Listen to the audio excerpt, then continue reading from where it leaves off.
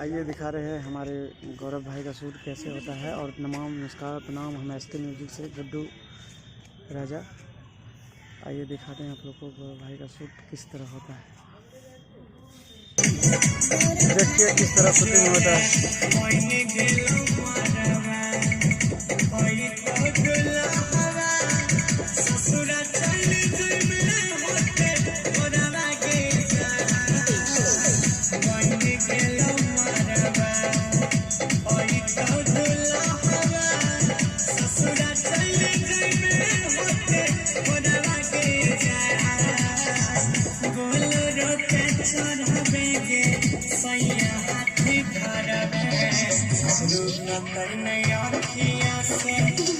Please आप लोग channel को सब्सक्राइब कीजिए। देखिए शूट होता है गौरव भाई का।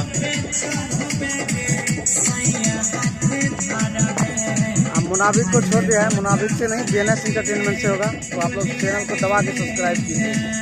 गुड्डू राजा म्यूजिक को भी आप लोग दबा के सब्सक्राइब कीजिए। गुड्डू राजा म्यूजिक चैनल बोलिएगा यूट्यूब पे आ जाएगा। एसके म्यूजिक सहरसा दबा के सब्सक्राइब कीजिए। देखिए गौरव भाई का शूट हो रहा है।